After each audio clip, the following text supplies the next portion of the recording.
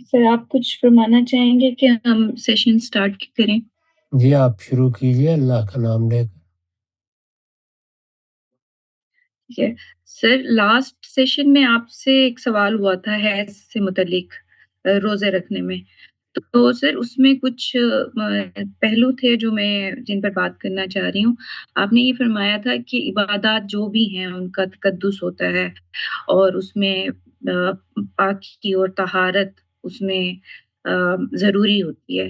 But sir جب ہم روزے کی اصل کو دیکھتے ہیں، روزہ جو ہے وہ ہماری پریکٹس ہے تقوی گین کرنے کے لیے۔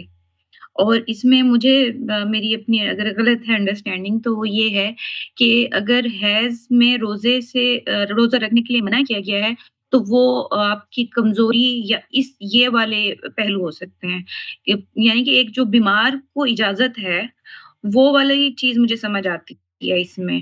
تو اس میں تو سر یہ بیمار ہی ڈیسائیڈ کرے گا نا کہ اس کو روزہ رکھنا ہے یا اس کو روزہ نہیں رکھنا ہے۔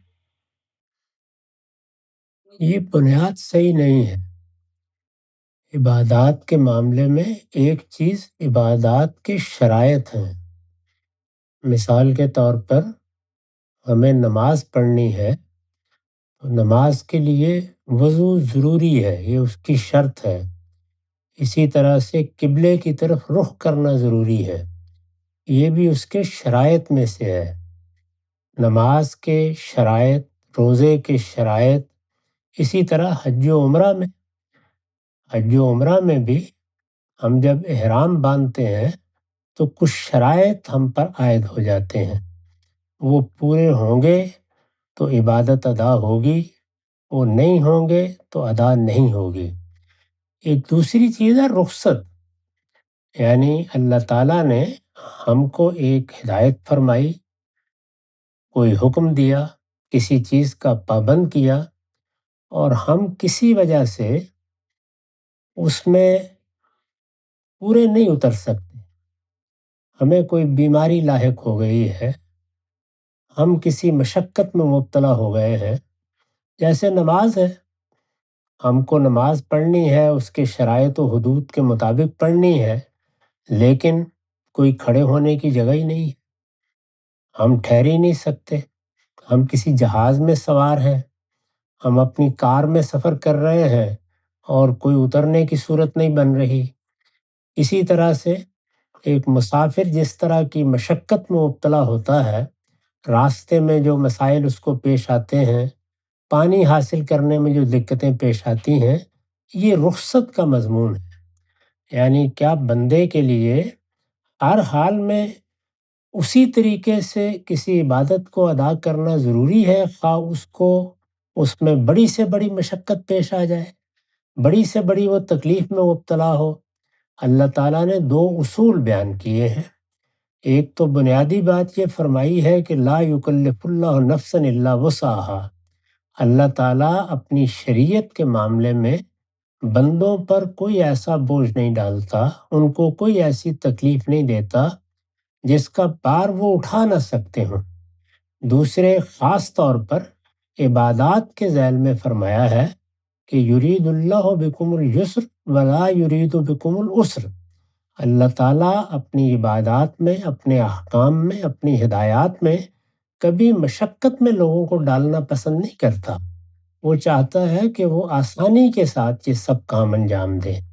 تو رخصت کے معاملے میں یہ لوگوں پر چھوڑ دیا گیا ہے کہ رخصت ہے، وہ چاہیں تو اس سے فائدہ اٹھا لیں، چاہیں تو فائدہ نہ اٹھائیں۔ قرآن مجید میں روزے سے متعلق رخصت زیر بحث ہے، اس میں الفاظ یہ ہیں کہ فمن کان مریضاً او علی سفر، یعنی کوئی آدمی کسی بیماری میں مبتلا ہو گیا ہے یا وہ مسافر ہے، اس سے ہم علت کے طور پر یہ چیز اخذ کرتے ہیں کہ اس نوعیت کی کوئی مشقت لاحق ہو گئی۔ مثلا ایک خاتون بچے کو دودھ پلا رہی ہے، وہ روزے کا تحمل نہیں کر سکتی، کوئی حاملہ عورت ہے، اس کے لیے یہ غیر معمولی یا غیر معتاد مشقت بن جائے گی۔ اس طرح کے اور بھی بہت سے اعذار ہو سکتے ہیں۔ میں نے بعض اعذار کے بارے میں اس سے پہلے بارہا گفتگو کی ہے، یعنی انسان کسی ایسی ذمہ داری کو ادا کر رہا ہوتا ہے، جیسے جہاد ہے، جنگ پیش آ گئی ہے، اس میں بھی غیر معمولی مشقت میں لوگ مبتلا ہو جاتے ہیں۔ اس میں نماز کیسے پڑھنی ہے، اس میں روزہ کیسے رکھنا ہے، کیا چھوڑا جا سکتا ہے، کیا نماز کے ارکان میں تخفیف ہو سکتی ہے؟ تو نماز کے بارے میں بھی اس طرح کے موقع پر فرمایا فرجالون و رکبانا، یعنی تم وہاں چلتے ہوئے نماز پڑھ لو، تم سواری پر بیٹھے ہوئے نماز پڑھ لو۔ اس کا مطلب ہے سجدہ کرنا، رکوع کرنا، قیام کرنا، یہ جس طرح مقرر کیے گئے ہیں اب اس طریقے سے ادا نہیں ہوں گے۔ یہ رخصت کا مضمون ہے۔ شرائط بالکل الگ چیز ہے۔ تو نماز ہو، روزہ ہو، حج ہو، اس میں طہارت ضروری ہے۔ طہارت اور چیز ہے، اور اس سے زائد طہارت کا اہتمام بالکل الگ چیز ہے۔ یعنی طہارت کا مطلب یہ ہے کہ کوئی حدث اس کو لاحق نہیں ہے۔ مثال کے طور پر کوئی شخص رفع حاجت کے لیے گیا ہے، تو اس کے لیے ضروری ہے کہ وہ اپنے آپ کو صاف کر لے۔ حیض، ایام، اس میں خون کا آنا، یہ ایک طرح کا حدث ہے، یعنی ایک طرح کی نجاست ہے جو لاحق ہو گئی ہے۔ قرآن مجید نے جہاں اس کا ذکر کیا ہے وہاں اسی پہلو سے کیا ہے۔ چنانچہ وہاں الفاظ دیکھیے کیا ہیں کہ جب یہ چیز لاحق ہو جائے تو پھر حتیٰ یطہرنا، جب عورتیں پاک ہو جائیں، فیضا تطہرنا، پھر اس کے بعد وہ غسل کر لیں۔ تو ایک چیز ہے طہارت اور ایک چیز ہے تطہر۔ یعنی طہارت یہ ہے کہ حدث سے پاک ہو، آدمی کسی نجاست میں مبتلا نہ رہے۔ اگر وہ وقتی طور پر مجبوری میں پیش آئے تو فوراً اپنے آپ کو پاک صاف کر لے۔ یہ طہارت تو ہر جگہ ضروری ہے۔ یہ حج میں بھی ضروری ہے، یہ نماز میں بھی لازم ہے، یہ روزے میں بھی لازم ہے۔ لیکن اس کے بعد ہے تطہر، یعنی آگے بڑھ کر مزید پاکیزگی حاصل کرنا، زیادہ تیار ہو کے پاکیزگی اور طہارت کو ملحوظ رکھتے ہوئے اللہ کی بارگاہ میں جانا۔ اس کا طریقہ بتایا گیا ہے کہ وضو کر لیا جائے۔ وضو دیکھیے آپ، ہم کسی موقع پر رفع حاجت کرتے ہیں تب بھی وضو کرنا ضروری ہو جاتا ہے، اگرچہ ہم طہارت حاصل کر چکے ہوتے ہیں۔ یعنی جیسے ہی ہم رفع حاجت کرتے ہیں تو اپنے آپ کو مٹی سے یا پانی سے یا کسی چیز سے پاک کر لیتے ہیں، وہ پاکیزگی تو لازماً حاصل کرنی ہے۔ لیکن نماز پڑھنے کے لیے پھر وضو کرنا، یعنی اس میں تطہر حاصل کرنا، وہ ضروری قرار دے دیا گیا ہے۔ یہی صورتحال اس وقت ہوتی ہے جب جنابت لاحق ہو جائے۔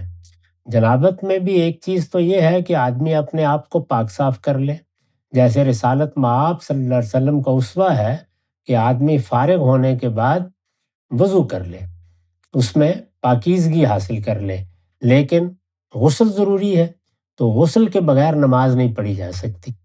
اسی طرح کا معاملہ طواف میں ہے۔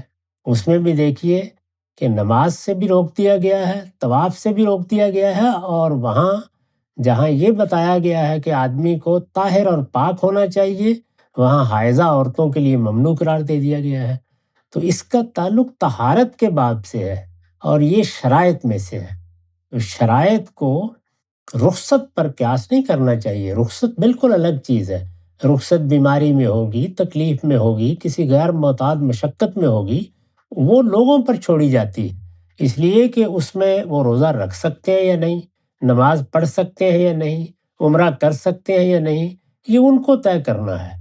رخصت کا مطلب یہ ہوتا ہے کہ اجازت دے دی گئی ہے، وہ اس سے اپنے آپ کو بری سمجھ سکتے ہیں، لیکن اگر وہ اہتمام کرنا چاہیں تو کر لیں۔ سفر میں یہی صورتحال ہے، چاہیں تو ہم روزہ رکھ لیں اور چاہیں تو چھوڑ دیں، اپنے حالات دیکھنے چاہیے۔ یہ بتا دیا گیا کہ رخصت سے فائدہ اٹھانا کوئی تقوی کے خلاف نہیں ہے، تم اطمینان سے فائدہ اٹھا سکتے ہو، لیکن بعد میں روزے پورے کرنے ہوں گے۔ تو ان دو چیزوں کو خلط ملط نہیں کرنا چاہیے۔ یعنی ایام کا معاملہ طہارت کے باب سے متعلق ہے، اور طہارت نہ ہو تو کوئی عبادت بھی نہیں کی جا سکتی۔ طہارت سے مراد ہے یعنی حدث سے پاک ہونا۔ رہ گئی یہ بات کہ تطہر حاصل کرنا ہے، وہ بعض جگہوں پر مزید شرط ہے، بعض جگہوں پر نہیں ہے۔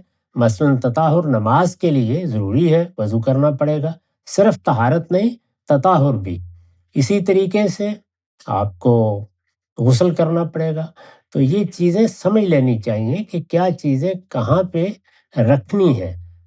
ہمیں اگر شرائط کو بیان کرنا ہے تو وہ ایک الگ باب ہے، اور اگر کسی موقع پر رخصتوں کو ذکر کرنا ہے تو رخصتیں تو 2 قرآن نے بیان کر دی ہیں، ان کی علت کو سامنے رکھ کر 10 اور ہو سکتی ہیں۔ ٹھیک ہے سر، اس پر 2 چھوٹے سے سوال اٹھتے ہیں۔ اگر تو یہ شرائط میں ہے، تو اس کی اتنی وضاحت کیوں نہیں بیان کی گئی ہے؟ نماز سے متعلق بھی اور روزے سے متعلق بھی۔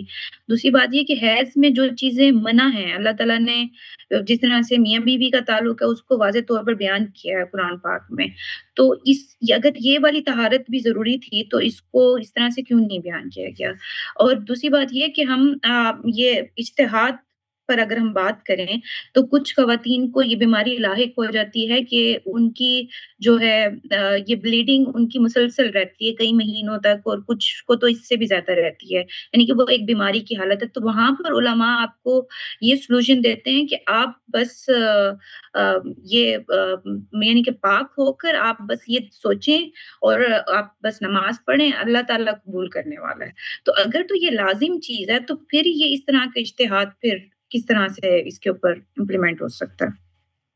پہلے سوال کے جواب میں یہ عرض ہے کہ مسلمانوں کا علم، پورا علم اس کی شہادت دیتا ہے، یعنی کبھی بھی ایسا نہیں ہوا کہ مسلمان اس سے واقف نہ رہے ہوں، اس لیے یہ اجماع اور تواتر سے منتقل ہوا ہے۔ ہمارے تمام فقہا، مسلمانوں کا پورا علم اس کو ایسے ہی بیان کرتا ہے کہ اجماع المسلمون، مسلمانوں کا اس پر اجماع ہے۔ سنت ایسے ہی منتقل ہوتی ہے، اس طرح کی جزوی چیزیں ہوں یا بحثیت مجموعی چیزیں ہوں، وہ سب ایسے ہی منتقل ہوئی ہیں۔ مثال کے طور پر یہ بات کہ ہمیں عید میں پہلے خطبے نہیں دینے، یا اسی طرح سے 2 خطبوں کے درمیان میں بیٹھنا ہے، یہ سب چیزیں اگر آپ اس کا مطالعہ کریں گی تو اسی طریقے سے منتقل ہوتی ہوئی آ رہی ہیں۔ ان کے لیے کسی اور استدلال کی ضرورت نہیں ہوتی۔ میں تو بارہا عرض کر چکا ہوں کہ ایک چیز اللہ کی کتاب ہے، اور دوسرے وہ سنت ہے جو رسالت مآب صلی اللہ علیہ وسلم نے قائم کی۔ اس کے لیے مسلمانوں کے علم کی طرف رجوع کرنا چاہیے۔ مسلمان ہمیشہ سے اس کو ایسے ہی بیان کرتے رہے ہیں۔ اس وقت بھی آپ کوئی فقہ کی کتاب اٹھا کے دیکھ لیں، اس میں بغیر کسی تردد کے آپ کو یہی بات معلوم ہو جائے گی۔ اس میں لکھا ہوگا کہ یہ ایام ہیں جن میں نہ نماز پڑھی جا سکتی ہے، نہ ان میں روزہ رکھا جا سکتا ہے۔ اسی طرح آپ کو طواف کے بارے میں بھی یہی بات مل جائے گی۔ اس میں سیدہ کو یہ مشکل پیش آ گئی تھی، اب طواف بھی کیا جا سکتا تھا، لیکن رسول اللہ نے فرمایا کہ نہیں، انتظار کرنا پڑے گا۔ یعنی طواف چونکہ نماز ہی کے قائم مقام ہے، تو اس میں طہارت کو لازم کیا گیا ہے، اس طہارت کو بھی لازم کیا گیا ہے۔ باقی چیزوں کا معاملہ بالکل الگ ہے، وہ جہاد پر قیاس کی گئی ہیں۔ تو جو چیز حج اور عمرہ میں بھی خالص عبادت کی صورت رکھتی ہے، اس میں یہی طریقہ وہاں بھی اللہ کے پیغمبر نے اختیار فرمایا کہ طہارت ہوگی تو اس کے بعد ہی طواف کیا جا سکے گا۔ یہ اسی طرح سے بیان ہو گیا ہے۔ رہی بات قرآن مجید کی، تو قرآن مجید تو اصلاً کسی سنت کو بھی بیان نہیں کرتا۔ اس میں تو عام طور پر یہ ہوتا ہے کہ کوئی مغالطہ پیش آ گیا، کسی مسئلے میں لوگوں کو کوئی تردد پیش آیا، کسی چیز کی وضاحت کی ضرورت پڑ گئی، اس کو بیان کیا ہے۔ نماز کے بارے میں بھی اسی طرح ہے۔ آپ کو نماز اصلاً کہیں بھی زیر بحث نظر نہیں آئے گی۔ نماز میں تکبیر تحریمہ کہنی ہے، اس میں اس طرح کھڑا ہونا ہے، اس میں یہ چیزیں پڑھنی ہیں، قرآن اس سے بالکل خالی ہے۔ وہ نماز سے متعلق بھی وہ چیزیں زیر بحث لایا ہے جن کے بارے میں کوئی تردد پیش آیا، یا پھر نماز کی عمومی تاکید کر دیتا ہے، لوگوں کو اس کی جانب توجہ دلا دیتا ہے، اس کے بارے میں تنبیہ کر دیتا ہے، اس کے نتائج و عواقب بتا دیتا ہے۔ تو نماز کو بھی وہ ایسے ہی زیر بحث لاتا ہے، روزے کو بھی اسی طرح زیر بحث لاتا ہے۔ یہی معاملہ حج و عمرہ کا ہے۔ حج و عمرہ کو دیکھ لیجئے، جن جگہوں پر بھی اس کے مناسک زیر بحث آئے ہیں، وہاں یہ بتانا مقصود نہیں ہے کہ تم حج اس طرح کرو گے، ان میں کوئی غلطی ہوئی ہے تو اللہ تعالیٰ نے اس کے بارے میں توجہ دلا دی ہے۔ لوگوں نے کوئی بدعت پیدا کر دی تھی تو اس کی اصلاح کرتی ہے۔ اس لیے قرآن مجید میں تو ان کو تلاش کرنے جانا ہی نہیں چاہیے۔ قرآن چاہے گا تو موضوع بنائے گا، چاہے گا تو نہیں بنائے گا، اور وہ اسی وقت بناتا ہے جب کوئی مسئلہ پیش آ جاتا ہے۔ مثال کے طور پر روزے میں دیکھیے उसमें पहली आयत में ये बता दिया गया है कि रोज़े तो तुम रख रहे हो। हम तुमको ये बताते हैं कि ये कोई बड़ी मशक्क़त हमने तुम पर नहीं आयत कर दी। ये चंद दिन के रोज़े हैं, 29-30 दिन साल भर में तुम रोज़े रखोगे। ये समझ लो कि ये कोई नई मशक्क़त हमने तुम पर नहीं डाली, ये पहली उम्मतों के ऊपर भी इसी तरह लाज़िम रहे हैं। फिर ये बताया गया है कि अल्लाह ताला ने तुम्हें इसका पाबंद नहीं किया कि मरीज़ हो उस सूरत में भी रोज़ा रखो, तुम मुसाफ़िर हो उस सूरत में भी रखो। मरीज़ और मुसाफ़िर हो तो तुम्हें रुख़्सत है, लेकिन रुख़्सत के बाद ये नहीं है कि ये माफ़ हो जाएँगे, बाद में पूरे करने होंगे। और इसी तरह बाज़ दूसरे सवालों का जवाब दिया है जो लोगों के यहाँ पैदा हो गए थे। रोज़े का हुक्म भी अस्लन कुरान मजीद में कहीं बयान नहीं हुआ। ये सब इबादात का मामला ऐसे ही है, बल्कि जिन सुनन की मैंने फ़हरिस्त बना दी है, उन सब में अल्लाह ताला ने यही तरीका इख्तियार किया है। तो इस वजह से इसके लिए सुन्नत की तरफ रुजू करना चाहिए। और सुन्नत कहाँ से मालूम होती है? वो मुसलमानों के इल्म के इज्मा से मालूम होती है। ठीक है सर, आपके इल्म में होगा कि हमारे यहाँ कुछ ग्रुप्स हैं इस तरह के जो हैज़ को रिस्ट्रिक्शन एज़ अ रिस्ट्रिक्शंस नहीं मानते हैं, नमाज़ पे भी और रोज़े पर भी। मैं इस पर मज़ीद मुताला करके आपको तकलीफ़ दूँगी, बट पर्सनली मुझे ये चीज़ उस तरह से मुझे समझ नहीं आती है। मुझे ये चीज़ समझ आती है कि वीकनेस के पर्पज़ में तो आपको मना किया जा सकता है, औरत को, पर उसके अलावा ये सब कुछ क्यों औरत के ऊपर ये 5 या 7 दिन की रिस्ट्रिक्शंस लगा दी है कि आप अल्लाह ताला की इबादत नहीं कर सकते हैं, आप अल्लाह ताला के घर नहीं जा सकते हैं और इस तरह की चीज़। सर इंशाल्लाह मैं मज़ीद मुताला करके आपसे दोबारा सवाल पूछूँगी। ये कोई रिस्ट्रिक्शन अ, नहीं है, ये शराइत है, ये मुझ पर भी लगी हुई हैं। मुझे भी बाज़ सूरतें ऐसी पेश आती हैं जिनमें मैं नमाज़ नहीं पढ़ सकता, रोज़े नहीं रख सकता। जो आप रुख़्सत की बात फरमा रही हैं, उसमें तो रिस्ट्रिक्शन नहीं लगाई जाती, उसमें तो इजाज़त दी जाती है और उसमें फ़ैसला फ़र्द को करना होता है। जैसे मैंने अर्ज़ किया कि मैं मुसाफ़िर हूँ, रोज़ा रख सकता हूँ या नहीं रख सकता, इसका फ़ैसला मुझे करना है और ये मैं अपने हालात देख कर करूँगा। अल्लाह ताला रुख़्सतें भी देते हैं, उन रुख़्सतों का ज़ाब्ता बयान किया गया है, उसमें तकलीफ़, बीमारी, मशक्क़त ये ज़रिया बनती है। लेकिन शराइत क्या हैं? यानी किसी इबादत के लिए मसलन हज में देखिए, हज में फरमाया मन इस्तता इलैहि सबीला, यानी किसी आदमी में अगर इस्तिताअत नहीं है, वो सफ़र की मशक्क़त नहीं उठा सकता, वो रकम नहीं रखता, वो असबाब नहीं रखता कि वो सफ़र कर सके, तो वो हज से मुस्तस्ना हो जाता है। वो इस्तिस्ना, वो रुख़सत, वो फ़ैसले के लिए मेरी तरफ रुजू किया जाएगा।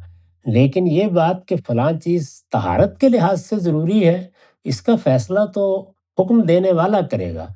और जो आपने इसके अलावा एक बात पूछी थी कि बाज़ हालतें ऐसी पेश आ जाती हैं, वो फिर देखिए वह फिर रुख़सत का मामला हो गया। यानी ऐसी हालत पेश आ गई है कि जिससे मफ़र नहीं, वो हम मर्दों को भी आती है। मिसाल के तौर पर बहुत से लोग हैं कि जिनको पेशाब की तकलीफ़ इस तरह हो जाती है कि वो उससे हर वक़्त पाक नहीं रह सकते। बाज़ लोगों को इसी नौइयत की तकलीफ़ें बाज़ दूसरे पहलुओं से पेश आ जाती हैं। उसमें भी हम यही कहते हैं कि अब आपके लिए ये मशक्क़त की बात होगी, अब आप इस तरीके से ये इबादत अदा कर सकते हैं। गोया ये इसी तरह है कि वैसे तो खुदा की बारगाह में क्या अपने किसी बुज़ुर्ग के पास भी जाएँ, तो आदमी को हाथ-पाँव धो के साफ-सुथरा होके जाना चाहिए। लेकिन अगर किसी आदमी को माज़ूरी पेश आ जाए, तो फिर वहाँ भी अफ़्व दरगुज़र होता है। तो उसकी नौइयत मर्दों के मामले में वही है, औरतों के मामले में वही है। यानी अल्लाह की बारगाह में जाना है। इबादत ये है, इनमें जाने के लिए तहारत भी ज़रूरी है और बाज़ इबादत के लिए तताहुर भी ज़रूरी है। यानी आप देखिए ना कि ज़रा-सी हवा ख़ारिज हो जाती है, लेकिन उसमें अगरचे बज़ाहिर कोई गलाज़त लायक नहीं होती, यानी कोई धोने की पाबंदी नहीं लगाई गई, लेकिन वज़ू फिर लाज़िम कर दिया गया है, तो हम मर्दों के लिए भी ज़रूरी है। इसी तरह तयम्मुम की इजाज़त वहाँ भी दी गई है। अब देखिए तयम्मुम की इजाज़त रुख़्सत के पहलू से दी गई है, तो उसमें बज़ाहिर तो गंदगी भी लगी होती है, हो सकता है उसको भी हम सही तरह से साफ़ ना कर सके हों। सफ़र में ये सूरत भी पेश आ जाती है, तो वहाँ अल्लाह ताला ने फ़रमाया कि मैं इस तरह भी कबूल कर लूँगा। तो तहारत गोया बारगाह खुदाबंदी में हाजिर होने के आदाब में से है। वो जब पूरे करने मुमकिन होते हैं तो अल्लाह ताला कहते हैं कि पूरे करके आओ। تو اس میں آپ کو ایک رخصت اللہ کی طرف سے دی گئی ہے کہ اس میں اگر آپ روزے نہ رکھیں تو کوئی مواخذہ آپ پر نہیں ہے۔ تو دونوں کو بالکل الگ سمجھیں، یعنی ایک رخصت وہ ہے جو بیماری میں دی جاتی ہے، مسافرت میں دی جاتی ہے۔ ایک یہ ہے کہ کسی شرط کے معاملے میں آپ کو یہ بتا دیا گیا کہ اگر وہ آپ کے لیے پوری کرنا ممکن ہی نہیں ہے تو پھر آپ روزے نہ رکھیے، پھر اسی طریقے سے آپ نماز نہ پڑھیے، پھر اسی طریقے سے آپ حج یا عمرے میں فلاں فلاں چیز کو ادا نہ کریں۔ تو شرائط کو شرائط کے طور پر دیکھنا چاہیے اور رخصتوں کو رخصت کے طریقے پر دیکھنا چاہیے۔ بہت شکریہ سر، میں باقی اب آپ سے معذرت خواہ ہوں کہ میں نے بہت زیادہ ٹائم لے لیا ہے۔ زید آپ پلیز اپنا سوال پوچھ لیجیے۔ جی السلام علیکم استاذ۔ وعلیکم استاذ السلام۔ میرا سوال استاذ میرا سوال موجودہ عالمی حالات جو پیدا ہو چکے ہیں ایران اور امریکہ کی جنگ کی وجہ سے، ایسے حالات میں ایک تو بڑی یہ کیفیت اس طرح کی یہاں پیدا ہو گئی ہے، لوگوں سے بات کرتے ہوئے دیکھنے میں آ رہی ہے کہ ایک طرف تو مسلمان بھائی ہیں جو جہاں پہ مسلمانوں کے یہ لیڈر ان کو بھی شہید کر دیا گیا ہے، اور دوسری جانب ایک بڑی عالمی قوت ہے، اور تیسری جانب جو یوں سمجھ لیجئے کہ بڑی عالمی طاقت کے ذریعے کسی جگہ استعمال ہو رہے تھے یا ان کی جگہ استعمال ہو رہی تھی، تو وہ بھی جنگ میں شامل ہو گئے۔ اور آپ جانتے ہیں کہ مسلمانوں کا ایک پاکستان کا ایک قومی سطح پہ بھی ان کے ساتھ ایک معاہدہ بھی ہے کہ اگر ان پہ ادھر سے حملہ کیا جاتا ہے تو پاکستان کو ادھر سے جا کے لڑنا پڑتا ہے۔ تو ایسے میں عام ایک مسلمان کے لیے جو مسلم قومیت کا ذہن بھی رکھتا ہے اور مسلم قومیت کی سوچ پہ عمل بھی کرتا ہے، اس کے لیے بڑا مشکل ہو جاتا ہے کہ وہ حق اور باطل کا فیصلہ کر سکے، اور جس کی وجہ سے ایک عجیب و غریب سی صورتحال ہو جاتی ہے۔ اور پھر ایک عالمی معاملہ بھی ہے جہاں پہ پاکستان کو انٹرنیشنل اپنے معاملات دیکھنے ہیں۔ تو ایسے میں بطور اسٹیٹ کیا چیزیں ہیں جن کو مد نظر رکھنا چاہیے، اور ایک عام مسلمان کی حیثیت میں کن چیزوں کو مد نظر رکھنا چاہیے؟ یہ معاملہ بہت صورتوں میں پیش آ جاتا ہے جہاں پر ہم فیصلہ کرنے میں دقت محسوس کرتے ہیں۔ چنانچہ بالعموم 3 صورتیں پیدا ہو جایا کرتی ہیں۔ جیسے صحابہ کرام کو سیدنا علی اور سیدنا معاویہ کی جنگ میں یہی صورت پیش آئی۔ ان میں سے بعض نے یہ محسوس کیا کہ سیدنا علی بالکل حق پر ہیں، انہوں نے صحیح فیصلہ کیا ہے، ان کو یہ حق تھا کہ وہ اقتدار سنبھال لیتے، چنانچہ انہوں نے سنبھال لیا ہے۔ وہ اگر یہ کہہ رہے ہیں کہ اس وقت میرے لیے قصاص لینا ممکن نہیں ہے، اس معاملے کو میں مؤخر کرنے کے لیے مجبور ہوں، ان کی بات میں وزن ہے، چنانچہ وہ ان کے ساتھ ہوئے، وہ جنگ لڑنے میں بھی ان کے ساتھ شریک ہو گئے، انہوں نے شرح صدر کے ساتھ ان کا ساتھ دینے کا فیصلہ کیا۔ اسی طرح بعض لوگ تھے جنہوں نے اس بات کو تسلیم نہیں کیا، وہ بھی جلیل القدر صحابہ ہیں، انہوں نے یہ فیصلہ کیا کہ ہمارے منتخب خلیفہ کو شہید کر دیا گیا ہے۔ یہ بلوے کی صورت ہوئی ہے، اس میں وہ لوگ آئے ہیں جنہوں نے باقاعدہ آ کر بغاوت کا ارتکاب کیا اور مدینے کی حرمت پامال کی ہے۔ وہ مسجد میں آ گئے ہیں، انہوں نے خلیفہ کو گھر میں بند کر دیا ہے، انہوں نے راستے اپنے قبضے میں لے لیے ہیں، انہوں نے امہات المومنین کے ساتھ بدتمیزی کا رویہ اختیار کیا ہے۔ اس طرح کے بہت سے جرائم کا ارتکاب کر کے اصل میں وہ فساد برپا کرنے کے لیے جمع ہوئے ہیں۔ ان لوگوں کو ساتھ لے کر کوئی حکومت قائم نہیں کی جا سکتی، وہی دائیں بائیں کھڑے ہیں۔ تو اس وجہ سے جب تک ان سے ہم قصاص نہیں لے لیں گے یا ان کو ہمارے حوالے نہیں کر دیا جائے گا، اس وقت تک یہ ممکن نہیں ہے کہ ہم کسی حکومت کو تسلیم کریں۔ چنانچہ وہ اس کے لیے تیار نہیں ہوئے اور شرح صدر کے ساتھ لڑنے کے لیے آمادہ ہو گئے، سیدنا معاویہ کی قیادت میں بھی اور سیدہ عائشہ ام المومنین کی قیادت میں بھی۔ ہمیں معلوم ہوتا ہے کہ ایک تیسرا گروہ بھی تھا جس نے اس وقت یہ محسوس کیا کہ فیصلہ بہت مشکل ہے، معاملہ مشتبہ ہو گیا ہے، دونوں جانب دلائل ہیں، یہ طے کرنا کہ ان میں سے کون فی الواقع حق پر ہے کہ ہمیں اس کا ساتھ دینا چاہیے، یہ آسان نہیں رہا۔ یہ ان کا تجزیہ تھا۔ اس وقت بھی اگر دیکھیں تو اس وقت کی صورتحال میں یہ امکان مانا جا سکتا ہے۔ چنانچہ انہوں نے یہی فیصلہ کیا کہ ہم اس فتنے سے الگ رہیں گے۔ یہ مسلمانوں کے لیے ایک بڑی ابتلا ہے۔ اس ابتلا میں ہم اپنے آپ کو اس کا حصہ نہیں بنانا چاہتے، اور رسالت مآب صلی اللہ علیہ وسلم کی اس ہدایت پر عمل کیا کہ مسلمانوں کا نظم اجتماعی اگر قائم نہ رہے تو اس کے بعد 2-4 لوگ بھی اگر اٹھے ہوئے ہیں تو ان میں سے کسی کا ساتھ دینے کی ضرورت نہیں ہے، بلکہ اس میں یہ فرمایا تھا کہ اگر تمہیں جنگل میں جا کر درختوں کی جڑیں چبانی پڑے تو اس کو بھی ترجیح دو۔ انہوں نے یہی فیصلہ کیا، اور اس میں بھی بڑے جلیل القدر صحابہ موجود تھے۔ تو یہ صورت تو اس طرح پیش آ جاتی ہے کہ معاملہ بعض اوقات ہمارے لیے مشتبہ ہو جاتا ہے۔ اس میں پھر لوگوں کی جان لینا، آگے بڑھ کر کوئی اقدام کرنا، یہ آسان نہیں رہتا۔ اگر کوئی شخص شرح صدر سے یہ محسوس کرتا ہو کہ میرے لیے یہ فیصلہ کرنا ممکن نہیں ہے تو اسے یہی کرنا چاہیے۔ اس اصول کو سامنے رکھیں اور پھر دیکھیں کہ ہماری حکومت ہے، اس نے کچھ معاہدات کیے ہوئے ہیں۔ ظاہر ہے کہ معاہدات کے ساتھ وہ عالمی سطح پر بھی بعض قوانین کی اور بعض ضابطوں کی پابندی قبول کر چکی ہے۔ اس صورت میں ایک مسئلہ پیش آ گیا ہے۔ اس میں ایک چیز تو یہ ہے کہ ہم متعین طور پر یہ طے کر لیں کہ فلاں فریق اس معاملے میں حق پر ہے، اس میں کوئی شبہ باقی نہیں ہے۔ چونکہ وہ حق پر ہے، اس وجہ سے ہمیں ساتھ دینا چاہیے، کیونکہ جنگ و جدال کے معاملے میں حق و باطل میں بنیاد واضح کر دی گئی ہے، یعنی ظلم و عدوان کا ارتکاب ہوگا تو ہم کسی کے خلاف تلوار اٹھائیں گے۔ ظلم و عدوان کا ارتکاب نہیں ہوا یا ظلم و عدوان کے معاملے میں کوئی عذر تھا تو اس کو پھر زیر بحث لایا جائے گا۔ لیکن اگر ہمیں شرح صدر ہے کہ ظلم و عدوان کا ارتکاب ہوا ہے تو اس میں ہمارے پاس طاقت ہوگی تو ہم اس کا حصہ بن سکتے ہیں، ہم ظالم کا ہاتھ پکڑنے کے لیے آگے بڑھ سکتے ہیں، ہم مظلوم کے ساتھ شریک جنگ ہو سکتے ہیں۔ تو یہ اصول طے ہے۔ انہی چیزوں کو سامنے رکھ کر دیکھنا چاہیے کہ اس وقت جو معاملہ پیدا ہوا ہے وہ کیا ہے۔ آپ نے خاص طور پر عرب ملکوں کا حوالہ دیا۔ عرب ملکوں نے کوئی جارحیت کا اقدام نہیں کیا۔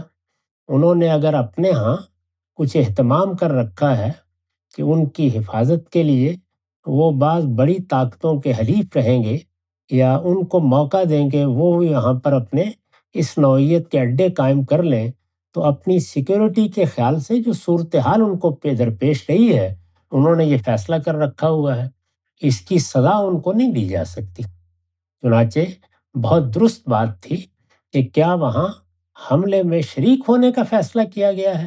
یہ حقیقت ہے، اگر آپ دیکھیں کہ عرب ملکوں نے اس معاملے میں غیر معمولی صبر کا رویہ اختیار کیا ہے۔ اس کے باوجود کہ ان پر حملے ہوئے ہیں، اور کوئی 2-4 نہیں ہوئے، اتفاق سے نہیں کہا جا سکتا، بہت شدید حملے ہوئے ہیں۔ اس میں یہی عذر پیش کیا گیا ہے کہ یہاں امریکی اڈے ہیں، لیکن وہ بار بار یقین دلا رہے ہیں کہ ہمارے یہاں سے کوئی حملہ نہیں ہوگا، نہ یہ اڈے استعمال کیے جائیں گے، اور نہ یہ حقیقت ہے کہ غیر جانبدار ذرائع سے اس نوعیت کے کوئی ادنیٰ شواہد ابھی تک ملے ہیں۔ اس صورتحال میں وہ مظلوم ہے، آخری درجے میں مظلوم ہے۔ ان کے خلاف کسی اقدام کا کسی فریق کو بھی کوئی حق نہیں تھا۔ ان کے ساتھ اگر ہمارا کوئی معاہدہ ہے، قومی سطح کا معاہدہ ہے، اور انہیں اس کی ضرورت پڑتی ہے تو ان کا ساتھ دینے میں کوئی معنی نہیں ہے۔ انہوں نے اس معاملے میں کسی حد کی خلاف ورزی نہیں کی، اپنی طرف سے کسی جارحیت کا ارتکاب نہیں کیا۔ اپنی مدافعت میں البتہ کوئی اقدام انہوں نے کیا ہے تو وہ بھی مدافعت کے درجے میں کیا ہے۔ اگر آپ کسی پر حملہ کر دیتے ہیں اور وہ جواب میں آپ پر حملہ کرتا ہے تو اس کو تو جارحیت کہا بھی نہیں جا سکتا، تاہم انہوں نے اس معاملے میں بھی صبر سے کام لیا اور اس نوعیت کا کوئی اقدام نہیں کیا ہے۔ تو وہاں تو صورتحال بالکل واضح ہے۔ اب رہ گئی یہ بات کہ امریکہ اور اسرائیل کے مابین اور ایران کے مابین جو صورتحال ہے، اس میں ظاہر ہے کہ مصالحت کے لحاظ سے بھی اور مصلحت کے لحاظ سے بھی 10 باتیں کہی جا سکتی ہیں۔ اس میں ہماری حکومتیں بھی اپنے حالات کے لحاظ سے فیصلہ کر سکتی ہیں۔ یہ البتہ ہمارے لیے بہت الم کا، بہت غم کا موقع ہے کہ یہ ایسی جنگ درپیش ہو گئی ہے جس میں ایران میں اگر لوگ مر رہے ہیں، بچے، عورتیں، بوڑھے، گلیوں میں چلتے ہوئے لوگ، تو وہ انسان بھی ہیں، اور پھر اس سے آگے بڑھ کر ہمارے مسلمان بھائی ہیں۔ اس پر کون آدمی ہے کہ جو اطمینان کی نیند سو سکتا ہے؟ اور اگر ایران کی طرف سے عرب ملکوں پر حملہ ہوتا ہے، ان کی معیشت کو نقصان پہنچتا ہے، ان کے ہاں کوئی جان جاتی ہے، ان کے املاک کو نقصان پہنچتا ہے، تو یہ بھی ہم سب کے لیے غم کا اور رنج کا موقع ہے۔ انسانیت کے رشتے بھی آدمی کو غم زدہ کر دیتے ہیں، لیکن یہ تو ہمارے ساتھ ایمان کے رشتے میں بندھے ہوئے ہیں۔ یہ ہم سب کے لیے بڑی تکلیف دہ صورتحال ہے۔ تو میں نے عرض کر دیا کہ جہاں تک عرب ملکوں کا تعلق ہے، وہاں تو بالکل واضح ہے، ان کے ساتھ ہر لحاظ سے زیادتی ہوئی ہے۔ ان پر کسی نوعیت کا کوئی حملہ نہیں ہونا چاہیے تھا، اور کسی بہانے سے بھی نہیں ہونا چاہیے تھا، الا یہ کہ خود ان کی طرف سے کوئی اقدام کر دیا جاتا۔ اس صورت میں تو ظاہر ہے کہ پھر برابر کی صورتحال ہوتی، اس میں پھر کہا جا سکتا تھا کہ اب دیکھیں گے کہ کس کا موقف صحیح ہے، کس کا موقف غلط ہے۔ اب تک جتنی جنگ ہوئی ہے اس میں آپ اس کا تجزیہ کر کے دیکھ لیجئے، کسی جگہ پر بھی ان کی طرف سے کوئی اقدام نہیں ہوا، انہوں نے کوئی ایسی چیز نہیں کی، وہ نقصان اٹھا رہے ہیں۔ اس وقت اگر مثال کے طور پر آبنائے ہرمز بند ہوتی ہے تو وہ نقصان اٹھائیں گے، ان کے ہاں اگر سیاحت تجارت کو نقصان پہنچا ہے تو وہ بھی ان کا نقصان ہے، انہوں نے کوئی نقصان نہیں کیا۔ اور اگر ان کے ہاں جو تنصیبات موجود ہیں وہ ظاہر ہے ان کی زمین پر ہے، ان کو کوئی نقصان پہنچتا ہے، وہ ان کی حفاظت کے لیے تھیں تو وہ بھی انہی کا نقصان ہے، تو وہ صرف نقصان اٹھا رہے ہیں، اور اس لحاظ سے ظلم کا نشانہ بنے ہیں۔ ان کی مدد کرنے میں کوئی معنی نہیں ہے۔ ایران اور اس کے حریفوں کو البتہ ہم زیر بحث بھی لا سکتے ہیں، اس میں غور بھی کر سکتے ہیں، دیکھ بھی سکتے ہیں۔ جہاں تک اس چیز کا تعلق ہے کہ جنگ جب بھی پیش آتی ہے تو وہ سچائی کو قتل کر دیتی ہے، لیکن بحیثیت مجموعی ظاہر ہے کہ یہ جنگ کوئی اجنبی نہیں ہے۔ اس میں وہ مسئلہ کیا ہے جو جنگ کا باعث بنا ہے؟ یہ 47 سال سے کم و بیش ہو رہی ہے۔ اس کا فیصلہ مذہبی قیادت نے کیا تھا، وہ مذہبی قیادت ہر جگہ ایک رائے رکھتی ہے۔ ان سب چیزوں کا ہم جائزہ لے سکتے ہیں، ان پر بات کر سکتے ہیں، اور ان میں جس کے معاملے میں شرح صدر ہو جائے اس کے بارے میں کوئی فیصلہ بھی کر سکتے ہیں۔ عرب ملکوں کے معاملے میں میرے نزدیک کوئی تردد نہیں۔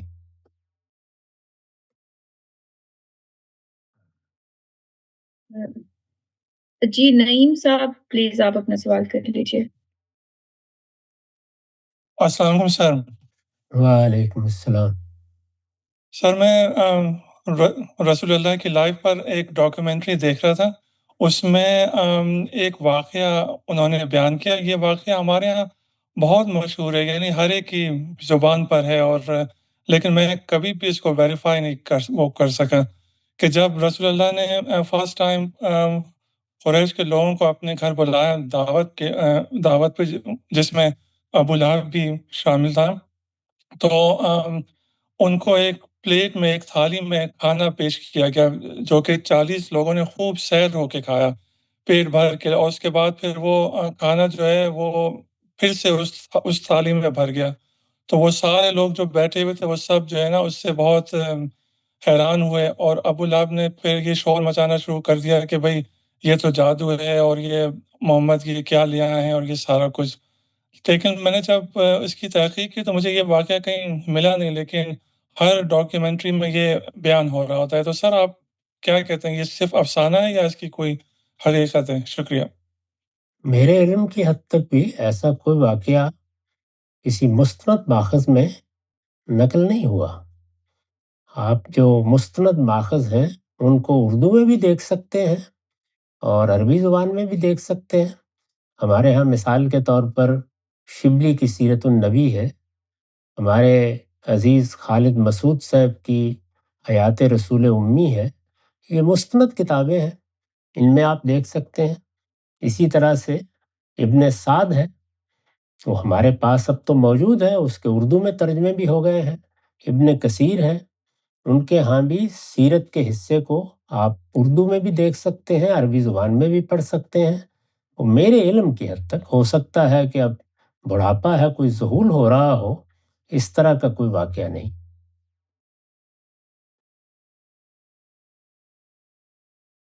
जी, ज़ैनुल आबिदीन साहब, प्लीज़ आप अपना सवाल पूछ लीजिए। जी, अस्सलाम वालेकुम उस्ताद। वालेकुम अस्सलाम। उस्ताद सवाल तो मेरा कुछ और था, लेकिन अभी ये जो गुफ्तगू हुई कि इबादत के लिए जो है वो तहारत बेसिक तहारत जो है वो तो लाज़िम होनी चाहिए। उसमें आपने मर्दों का भी हवाला दिया। तो उस्ताद बाज़ औक़ात देखा जाता है कि सुनने को ये मिलता है कि फ़ॉर एग्ज़ाम्पल अगर आप पर गुस्ल वाजिब है, लेकिन अगर रोज़े का टाइम थोड़ा है, आप जो है वो रोज़ा रख लें और गुस्ल बाद में कर लें। तो इस वाले पोर्शन में मैंने सिर्फ़ ये करना है, क्या इसमें भी लाज़िम है कि पहले नजासत को दूर करें? वो चाहे आप वज़ू की जगह या वॉशरूम जब जाते हैं, उसमें उसको दूर करके रोज़ा रखा जाए या कि ये भी बाद में है? नहीं, नजासत तो फ़ौरन दूर करनी चाहिए। यानी नजासत में लथड़े हुए रहना तो किसी तरह भी मौज़ू नहीं है। बल्कि रसूलुल्लाह का उस्वा तो ये है कि आप फ़ौरन वज़ू भी कर लिया करते थे। यानी एक नौइयत की तहारत के बाद तताहुर हासिल करने की भी आपकी कोशिश होती थी। ये भी कर लिया करते थे। और जो वाक़या बयान किया जाता है इसकी तायीद में, उसमें सिर्फ़ ये है कि आखिर में आप उठे और उसमें चूँकि वक़्त बहुत कम था, तो आपने सहर की और ज़ाहिर है उसके बाद आपको नमाज़ पढ़नी थी और पढ़ानी थी, तो आपने गुस्ल किया और फिर आप उसके बाद ज़ाहिर है कि वो सब शराइत पूरी करके अल्लाह की बारगाह में हाज़िर हो गए। तो ये वही रुख़सत का मामला है। यानी इस मशक्क़त में नहीं डाला गया कि अब चूँकि चंद मिनट रह गए हैं, तो आप कुछ खा पी नहीं सकते, रोज़ा शुरू नहीं कर सकते। इस तरह की ये वही रुख़सत की चीज़ें हैं और ये हर इबादत में है। यानी जब हमें तयम्मुम की इजाज़त दी जाती है, तो उसमें भी अगर गौर करें तो यही चीज़ मलहूज़ है। रुख़सत के मामलात की तामीम नहीं की जा सकती। वरना ये बात कि आप नजासत में लथड़े हुए रोज़े में रहें, ये किसी तरह भी गवारा नहीं किया जा सकता। यानी जो नजासत भी लाहिक हुई है, वो तो एक कुदरत का निज़ाम में लाहिक होगी, लेकिन उसको धोकर पाक कर लें। आप ये देखिए कि अभी हमारी बहन ने सवाल किया था, जिसमें बाज़ औक़ात ख़वातीन इस्तिहाज़े में मुब्तला हो जाती हैं, तो उसको भी मुतलकन पाकी नहीं करार दे दिया गया, बल्कि ये फ़रमाया कि नमाज से पहले वज़ू कर लिया जाए। यानी एक मर्तबा फिर गोया तताहुर हासिल करके पाकीज़गी का कुछ एहतमाम कर लिया जाए। तो रुख़सत की चीज़ों को रुख़सत के दायरे में रख के देखना चाहिए। रुख़सत तो अब अंदाज़ा कीजिए कि एक बीमार आदमी है और मिसाल के तौर पर कि जो ये हाजत की चीज़ें हैं, वो रुकती ही नहीं है किसी तरह से। वो किसी न किसी गलाज़त या नजासत के साथ ही रहने के लिए मजबूर है। तो उसको भी फिर यही कहा जाएगा कि आप इशारे से नमाज़ पढ़ लें और वक़्ती तौर पर तयम्मुम कर लें या जितना कोई कुछ वज़ू का एहतमाम कर सकते हैं। तहारत में उसूल ये होता है, रुख़सत में उसूल ये होता है, माफ़ कीजिएगा, कि इंसान को देखा जाता है, यानी वो कहाँ तक तहम्मुल कर सकता है। लेकिन ये तो शर्त लाज़िम है और इसमें औरतों का कोई कसूर भी नहीं है। वो ये शर्त पूरी नहीं कर सकती, जैसे एक आदमी इस्तिताअत की शर्त पूरी करने के काबिल नहीं है, तो उसको क्या कहा जाएगा? यही कहा जाएगा कि तुम पर हज की कोई ज़िम्मेदारी नहीं है। यानी उसके बाद वो अपने परवरदिगार के हुज़ूर में उसकी जो दूसरी सूरतें तजवीज़ की गई हैं, वो इख्तियार कर ले। फिर ये कि रोज़ा आपने नहीं रखा या मिसाल के तौर पर नमाज़ पढ़ने के काबिल नहीं रहे, तो क्या अल्लाह को याद नहीं किया जा सकता? ये उसकी मख़सूस सूरतें हैं। आप दुआ कीजिए, मुनाजात कीजिए, तस्बीह करते रहिए, अपने ज़हन और दिलो-दिमाग को अल्लाह की तरफ लगाए रखिए, ये सब काम किए जा सकते उस्ताद इसमें जो मेरा सवाल है वो ये है कि जब एक नौजवान जो हैं वो उनकी ज़िंदगी और है, उनके शब-ओ-रोज़ और हैं, सही है, उनके दोस्त अहबाब और हैं। दोस्तों में पता है जिस तरह की फिर गुफ्तगूएँ भी होती हैं। तो लेकिन उस्ताद इसमें जब एक कोई बंदा जो है वो मतलब इल्म का मुसाफ़िर बनने की सही कर रहा हो या वो इस जगह आ जाए, तो उस्ताद एक तबीयत के अंदर एक बिल्कुल एक बदलाव आ जाता है ना? फिर ना वो गुफ्तगूएँ रहती हैं, ना वो मौज़ूआत रहते हैं, ना वो दोस्त अहबाब हैं। तो बाहर तो बंदा फिर भी मैनेज कर लेता है कि अपने दोस्तों का जो सर्कल है वो चेंज कर ले या वहाँ चलो कभी-कभार जो है वो लेकिन उस्ताद अगर घर में माहौल के अंदर चेंजिंग है, तो घर वाले भी उससे जो है ना वो ज़रा थोड़े परेशान हो जाते हैं कि ये क्या पहले तो मतलब ह ہر ٹائم جو ہے وہ کوئی نہ کوئی گفتگو سنی جا رہی ہے، اصولی بات مطلب بات بھی کوئی ہے تو اس میں اصول پہ نظر ہوتی ہے کہ مطلب آپ اصولی بات ہی کریں یا سمجھیں اس چیز کو۔ استاد اس میں ایک جب لوگ توجہ دلاتے ہیں تو پھر خود بھی احساس ہوتا ہے کہ یار پہلے کیا ہوتے تھے، اور مطلب یہ زندگی میں کہ ہر چیز جو ہے وہ جاتی رہی ہے۔ استاد اس میں جو متوازن ایک زندگی گزاری کہ جس میں آپ نہ دوسروں کو پریشان کریں نہ خود ہوں، کیونکہ خود تو آپ کو بڑی تسکین مل رہی ہوتی ہے نا اس طرح کے موضوعات سن کے یا اس طرح کی گفتگویں سن کے، اس میں ایک جو متوازن زندگی ہے کہ جس سے نہ گھر والے پریشان ہوں، اس کے لیے کوئی استاذ کوئی لائے عملیاں کیا کیا جائے اس کی؟ میں ایک تو بڑی بنیادی بات یہ ہے کہ جو تبدیلی آپ کے اندر آئی ہے، آپ یہ کوشش کیجئے کہ وہ چند لمحوں میں یا چند دنوں میں یا چند ہفتوں میں دوسروں میں بھی آ جائے۔ کہ یہ کہ ہر تبدیلی کچھ تحمل کا تقاضا کرتی ہے، یعنی کتنا بوجھ اٹھایا جا سکتا ہے، کچھ صلاحیتوں کا تقاضا بھی کرتی ہے۔ ممکن ہے کہ کوئی دوسرا اس کا متحمل نہ ہو یا وہ اس کی صلاحیت نہ رکھتا ہو، یعنی اگر کوئی علمی سرگرمیاں ہیں یا اس طرح کی چیزیں ہیں تو جیسے ہی یہ تبدیلی آئے اس میں لوگوں کے بارے میں بڑی ہمدردی اور محبت کا رویہ ہونا چاہیے، خواہ وہ دوست ہیں خواہ وہ آپ کے تعلق والے ہیں۔ تعلق والوں میں اب مثال کے طور پر ماں ہے، باپ ہے، بیوی ہے، اسی طرح آپ کی اولاد بھی ہو سکتی ہے، اعزاء اقربا بھی ہو سکتے ہیں، وہ تبدیل تو نہیں ہو جائیں گے۔ دوستوں کے معاملے میں بھی اگرچہ آپ نے یہ فرمایا، لیکن بعض دوست ایسے ہوتے ہیں کہ جن کے ساتھ بڑا قریبی تعلق ہوتا ہے۔ قرآن مجید نے جس کے لیے صدیقکم کے الفاظ استعمال کیے ہیں، اس طرح کے دوست بھی ہوتے ہیں جن کے ساتھ گھریلو تعلقات ہوتے ہیں اور برسوں کے تعلقات ہوتے ہیں۔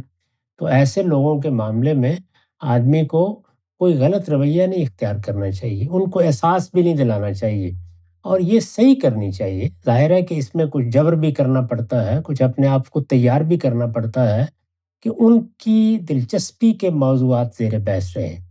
سارے موضوعات جو دنیاوی موضوعات ہیں، جس میں کسی کو کسی کھیل سے دلچسپی ہو سکتی ہے، کسی کو سیاست سے دلچسپی ہو سکتی ہے، کوئی گھریلو معاملات ہو سکتے ہیں، کوئی معیشت یا کاروبار کی چیزیں ہو سکتی ہیں، تو یہی لوگوں کی گفتگو کا موضوع ہوتے ہیں۔ تو ان میں ہر چیز ناجائز نہیں ہوتی، یعنی اگر کوئی چیز لغو ہے بالکل یا اس میں اخلاقی طور پر کوئی خرابی ہے تو اس سے تو آدمی کو بچنا چاہیے، اور پہلے دن ہی سے بچنا چاہیے، اور اس میں بھی شائستہ معذرت کر دینی چاہیے، بتانا چاہیے اپنے دوست احباب کو، بیوی کو، بچوں کو کہ یہ چیزیں اب میں پسند نہیں کرتا، تو تم میرے اس احساس کا لحاظ رکھو اور میں تمہاری مصروفیات اور تمہارے احساسات کا لحاظ رکھوں گا۔ تو بیٹھ کے اپنے دوستوں کے ساتھ بھی اور سب کے ساتھ یہ بات کر لینی چاہیے۔ لیکن بعض اوقات ہم اپنے اوپر ایک خاص طرح کی خشکی طاری کر لیتے ہیں اور وہ دوسروں کے لیے تکلیف کا باعث بنتی ہے۔ یہ جو آپ بات بیان کر رہے ہیں، میں خود ان سب مراحل سے گزرا ہوں، اور مجھے ان میں سے ایک ایک چیز کا تجربہ ہے۔